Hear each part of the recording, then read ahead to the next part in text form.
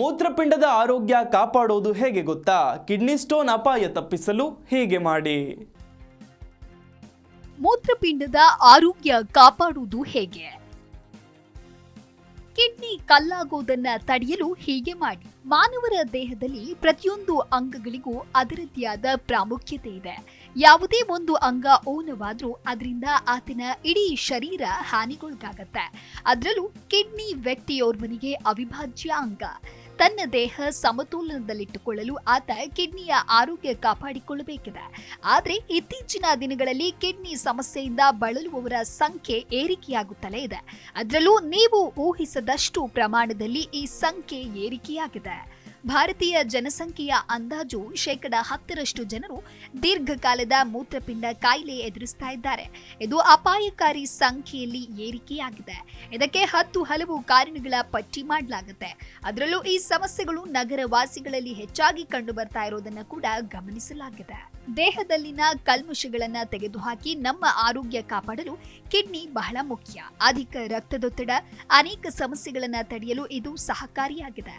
ಮೂತ್ರಪಿಂಡಗಳು ತಮಗಾಗುವ ಹಲವು ಸಮಸ್ಯೆಗಳನ್ನ ತಡೆಯುವಂತಹ ಶಕ್ತಿಯನ್ನ ನೈಸರ್ಗಿಕವಾಗಿಯೇ ಪಡೆದಿರುತ್ತೆ. ಇದು ದೀರ್ಘಕಾಲದವರೆಗೂ ನಮ್ಮಲ್ಲಿ ಸಮಸ್ಯೆಗಳು ಕಂಡು ಬರದಂತೆ ಎಚ್ಚರ ವಹಿಸಲಿದೆ. ಕೇವಲ 150 ಗ್ರಾಂ ತೂಕವಿರುವ ಕಿಡ್ನಿಗಳು ನೀವು ಊಹಿಸದಷ್ಟು ಕೆಲಸ ಮಾಡುತ್ತೆ. ಮೂತ್ರಪಿಂಡಕ್ಕೆ ಹಾನಿಯಾದಾಗ ತಕ್ಷಣವೇ ಅದರ ಲಕ್ಷಣಗಳು ನಿಮಗೆ ಗೋಚರವಾಗುವುದೇ ಇಲ್ಲ. ಕಿಡ್ನಿಯು ತನ್ನ ಸಮಸ್ಯೆಯನ್ನ ತಾನೇ ಬಗೆಹರಿಸಿಕೊಳ್ಳಲು ಮುಂದಾಗತ್ತೆ. ಇತ್ತೀಚೆಗೆ ನಮ್ಮ ಜೀವನ ಶೈಲಿ, ಆಹಾರ ಕ್ರಮಗಳು ಮೂತ್ರಪಿಂಡ ಸಮಸ್ಯೆ ಹೆಚ್ಚಾಗ್ತಾ ಇರಲು ಕಾರಣವಾಗ್ತಾ ಇದೆ. ಹಾಗಾದ್ರೆ ಕಿಡ್ನಿಯ ಆರೋಗ್ಯ ಕಾಪಾಡೋದಕ್ಕೆ ನಾವೇನು ಮಾಡಬೇಕು? ಕಿಡ್ನಿಯ ಸಮಸ್ಯೆ ಉಂಟಾಗಿರೋದು ತಿಳಿಯೋದು ಹೇಗೆ? ಆರಂಭಿಕ ಕಿಡ್ನಿ ಸಮಸ್ಯೆಯ ಲಕ್ಷಣವೇನು? ಹೀಗೆ ಕಿಡ್ನಿ ಕುರಿತಂತೆ ನಾವಿಂದು ಸಂಪೂರ್ಣ ಮಾಹಿತಿಯನ್ನ ತಿಳಿದುಕೊಳ್ಳೋಣ. ಸಾಮಾನ್ಯವಾಗಿ ಕಿಡ್ನಿಯಲ್ಲಿ ಕಲ್ಲಾಗೋದು ಇತ್ತೀಚೆಗೆ ಹೆಚ್ಚುತ್ತಾ ಇರುವಂತಹ ಸಮಸ್ಯೆಯಾಗಿದೆ. ವಯಸ್ಕರಲ್ಲಿ ಮಾತ್ರವಲ್ಲ, ಮಕ್ಕಳಲ್ಲೂ ಇತ್ತೀಚೆಗೆ ಕಿಡ್ನಿ ಕಲ್ಲಿನ ಸಮಸ್ಯೆ ಹೆಚ್ಚುತ್ತಾ ಇರೋದು ದೊಡ್ಡ ಸವಾಲಿನ ಜೊತೆಗೆ ಆತಂಕಕ್ಕೂ ಕಾರಣವಾಗ್ತಾ ಇದೆ. ಹಾಗಾದ್ರೆ ಮೂತ್ರಪಿಂಡದಲ್ಲಿ ಕಲ್ಲು ಉಂಟಾಗಲು ಕಾರಣವೇನು ಅಂತ ಕೇಳಿದ್ರೆ, ಮೊದಲಿಗೆ ಕಡಿಮೆ ನೀರು ಸೇವನೆ. ಮೂತ್ರಪಿಂಡದಲ್ಲಿ ಕಲ್ಲಾಗಲು ಕಡಿಮೆ ನೀರು ಸೇವನೆಯೇ ಬಹುಮುಖ್ಯ ಕಾರಣ ಆಗಿರಲಿದೆ. ದೈನಂದಿನ ಜೀವನದಲ್ಲಿ 3ರಿಂದ 4 ಲೀಟರ್ ನೀರಿನ ಅವಶ್ಯಕತೆ ಇದೆ. ಆದರೆ ಹಲವರು ಈ ರೀತಿ ನೀರು ಕುಡಿಯೋದನ್ನ ಕಡಿಮೆ ಮಾಡಿರುತ್ತಾರೆ. ಅದರಲ್ಲೂ ಕಡಿಮೆ ನೀರು ಕುಡಿದು ಹೆಚ್ಚು ಕೆಲಸ ಮಾಡೋದು ಮೂತ್ರಪಿಂಡದ ಮೇಲೆ ಒತ್ತಡ ಹೆಚ್ಚಾಗೋದಕ್ಕೆ ಕಾರಣವಾಗುತ್ತೆ. ಇದು ಕಲ್ಲುಗಳ ಸೃಷ್ಟಿಗೆ ಕಾರಣವಾಗುತ್ತೆ. ಹೆಚ್ಚು ಉಪ್ಪು ಹಾಗೂ ಪ್ರೋಟೀನ್ ಸೇವನೆ. ನೀವು ಹೆಚ್ಚು ಉಪ್ಪಿನಾಂಶ ಭರಿತ ಆಹಾರ ಸೇವಿಸೋದು ನಿಮ್ಮ ಕಿಡ್ನಿಯ ಮೇಲೆ ಪ್ರಭಾವ ಬೀರುತ್ತೆ. ಲವಣಗಳನ್ನ ಹೆಚ್ಚು ಮಾಡಲಿದೆ. ಹಾಗೆ ಮೂತ್ರದಲ್ಲಿನ ಕ್ಯಾಲ್ಸಿಯಂ ಅಂಶ ಕೂಡ ಹೆಚ್ಚಾಗೋದು ಮೂತ್ರಪಿಂಡದಲ್ಲಿ ಕಲ್ಲುಗಳ ರಚನೆಗೆ ಸಹಕಾರಿಯಾಗಲಿದೆ. ಹಾಗೆ ಪ್ರೋಟೀನ್ ಅಂಶ ಹೆಚ್ಚು ಸೇವಿಸುವುದು ಕೂಡ ಇದಕ್ಕೆ ಕಾರಣವಾಗಿದೆ. ಕಾರ್ಬೋಹೈಡ್ರೇಟ್ ಅಥವಾ ಸಕ್ಕರೆಯುಕ್ತ ಆಹಾರ. ನೀವು ಕಾರ್ಬೋಹೈಡ್ರೇಟ್ ಆಹಾರ ಸೇವನೆ ಹೆಚ್ಚಿಸೋದು ಕಿಡ್ನಿ ಕಲ್ಲಿಗೆ ಕಾರಣವಾಗ್ತಾ ಇದೆ. ಅದರಲ್ಲೂ ಪ್ಯಾಕ್ ಮಾಡಲಾದ ಆಹಾರ, ತಂಪು ಪಾನೀಯ, ಫ್ರುಕ್ಟೋಸ್ ಅಂಶ ಹೆಚ್ಚಾಗಿರುವ ಆಹಾರಗಳಲ್ಲಿ ಹೆಚ್ಚಿನ ಯೂರಿಕ್ ಅಂಶ ಕಂಡುಬರುವ ಕಾರಣ ಕಿಡ್ನಿ ಕಲ್ಲಿಗೆ ನೇರವಾಗಿ ಕಾರಣವಾಗ್ತಾ ಇದೆ. ವ್ಯಾಯಾಮದ ಕೊರತೆ. ನಿಮ್ಮಲ್ಲಿ ವ್ಯಾಯಾಮದ ಕೊರತೆ ಉಂಟಾದ್ರೆ ಕಿಡ್ನಿಯ ಆರೋಗ್ಯದ ಮೇಲೆ ಪರಿಣಾಮ ಬೀರುತ್ತೆ. ನಿತ್ಯ ವ್ಯಾಯಾಮ ಮಾಡದಿದ್ರೂ ಆಗಾಗ ವ್ಯಾಯಾಮ, ಯೋಗ ಮಾಡೋದು ಕಿಡ್ನಿ ಆರೋಗ್ಯಕ್ಕೆ ಬಹಳ ಉತ್ತಮ. ಆದರೆ ಇದ್ಯಾವುದು ಮಾಡದೇ ಇದ್ದಾಗ ಕಿಡ್ನಿ ಆರೋಗ್ಯದ ಮೇಲೆ ಪರಿಣಾಮ ಉಂಟು ಮಾಡಲಿದೆ. ಹಾಗಾದ್ರೆ ಕಿಡ್ನಿ ಆರೋಗ್ಯವನ್ನ ಕಾಪಾಡಿಕೊಳ್ಳೋದು ಹೇಗೆ? ಯಾವ ಫುಡ್ ಸೇವನೆಯು ಕಿಡ್ನಿ ಆರೋಗ್ಯ ಕಾಪಾಡಲಿದೆ ಅನ್ನೋದನ್ನ ನೋಡೋಣ. ಮೊದಲಿಗೆ ಬೆಳ್ಳುಳ್ಳಿ. ಬೆಳ್ಳುಳ್ಳಿಯಲ್ಲಿನ ಆಮ್ಲದ ಅಂಶವು ಕಿಡ್ನಿ ಆರೋಗ್ಯಕ್ಕೆ ಬಹಳ ಉತ್ತಮ. ಆಂಟಿ ಆಕ್ಸಿಡೆಂಟ್ ಹೆಚ್ಚಾಗಿ ಕಂಡುಬರುತ್ತೆ. ಇದು ಆಹಾರದಲ್ಲಿ ಗಟ್ಟಿಯಾದ ಅಂಶಗಳನ್ನ ಮೃದುವಾಗಿಸುವ ಅಂಶ ಹೊಂದಿದೆ. ಹೀಗಾಗಿ ಆಹಾರದಲ್ಲಿ ಅಥವಾ ಬೇಯಿಸಿದ ಬೆಳ್ಳುಳ್ಳಿ ಸೇವನೆ ನಿಮ್ಮ ಆರೋಗ್ಯಕ್ಕೆ ಬಹಳ ಉತ್ತಮ. ಕ್ಯಾಪ್ಸಿಕಮ್. ಇದನ್ನ ನೀವು ಹಲವು ಖಾದ್ಯಗಳ ಜೊತೆಗೆ ಬಳಸುತ್ತಾ ಇರ್ತೀರಿ. ಆದ್ರೆ ಹಸಿರು ದೊಣ್ಣೆ ಮೆಣಸಿನಗಿಂತ ಕೆಂಪು ಬಣ್ಣದ ದೊಣ್ಣೆ ಮೆಣಸು ಸವಿಯುವುದು ಕಿಡ್ನಿಗೆ ಬಹಳ ಉತ್ತಮ. ಕೆಂಪು ದೊಣ್ಣೆ ಮೆಣಸಿನಲ್ಲಿ ವಿಟಮಿನ್ ಎ, ವಿಟಮಿನ್ ಸಿ ಮತ್ತು ವಿಟಮಿನ್ ಬಿ6 ಸಮೃದ್ಧವಾಗಿದೆ. ಫಾಲಿಕ್ ಆಮ್ಲ ಮತ್ತು ನಾರಿನಾಂಶವು ಸಮೃದ್ಧವಾಗಿರುವುದು ಕಿಡ್ನಿ ಆರೋಗ್ಯಕ್ಕೆ ಬಹಳ ಉತ್ತಮ. ಕಪ್ಪು ದ್ರಾಕ್ಷಿ. ಕೆಲವರು ಕಪ್ಪು ದ್ರಾಕ್ಷಿ ಆರೋಗ್ಯಕ್ಕೆ ಹಾನಿ ಅಂದ್ಕೊಳ್ತಾರೆ. ಆದರೆ ಕಿಡ್ನಿ ಆರೋಗ್ಯಕ್ಕೆ ಈ ದ್ರಾಕ್ಷಿ ಬಹಳ ಉತ್ತಮ.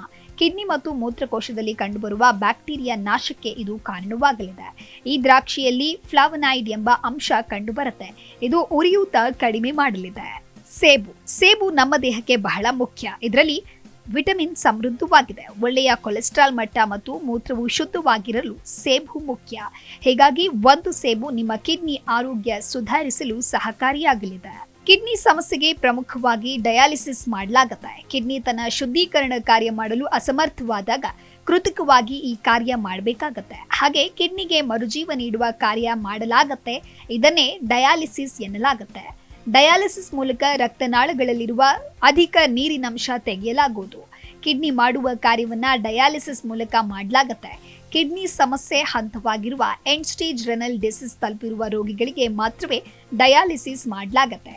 ಅತ್ಯಧಿಕ ರಕ್ತದೊತ್ತಡ, ಮಧುಮೇಹ ಸಮಸ್ಯೆ ಇದ್ರೆ ಕಿಡ್ನಿಗೆ ಹಾನಿ ಉಂಟಾಗುವ ಸಾಧ್ಯತೆ ಹೆಚ್ಚಾಗಿರುತ್ತೆ. Desk bureau, G Kannada news. G Kannada news ಈಗ ನಿಮ್ಮ ಮನೆಯಲ್ಲೇ ನೋಡಿ. ಎಲ್ಲ ಕೇಬಲ್ಗಳಲ್ಲಿ ಈಗ ಲಭ್ಯ.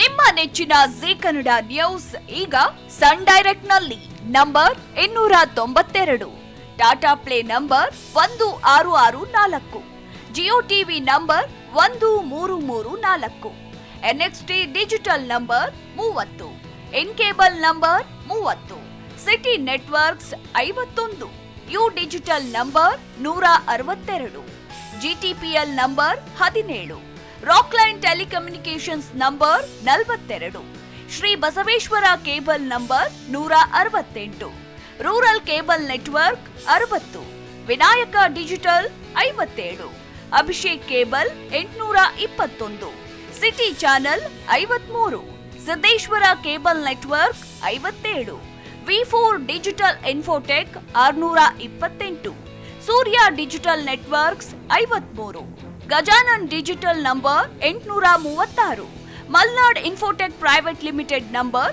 56, metrocast number 830, victory digital number 167ರಲ್ಲಿ ನೋಡಿ ಆನಂದಿಸಿ.